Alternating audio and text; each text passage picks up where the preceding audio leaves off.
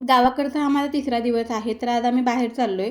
म्हणजे आज सकाळी जाणार आणि उद्या संध्याकाळी म्हणजे रात्री परत येणार असं आमचं प्लॅनिंग होतं. तरीसुद्धा आमच्या एवढ्या बॅगा झाल्या होत्या.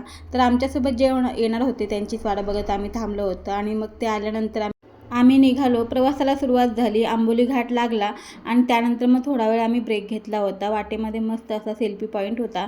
तिथे काही फोटोज वगैरे काढले आणि मग पुढे गेलो. कारण ह्याच आठवणी आपल्या आयुष्यभर लक्षात राहणाऱ्या असतात. आणि माझ्यासाठी ही वेळ जास्त महत्त्वाची होती, कारण ही पहिलीच वेळ अशी होती ज्यावेळी मी असं कुठेतरी चालले होते आणि छान मनासारख्या सगळ्या गोष्टी घडत पण होत्या. 2-3 ठिकाणी आम्ही ब्रेक घेत घेत पुढे गेलो आणि आम्ही येऊन पोहोचलो गोव्याला. तर हेच ते ठिकाण होतं ज्याच्यासाठी आम्ही 2-3 बॅगा पॅक करून घेऊन आलो होतो. पुढे काय काय एन्जॉय केला हेही तुमच्याशी शेअर करणारच आहे. वाटेमध्ये एका ठिकाणी नाश्त्याला थांबलो होतो.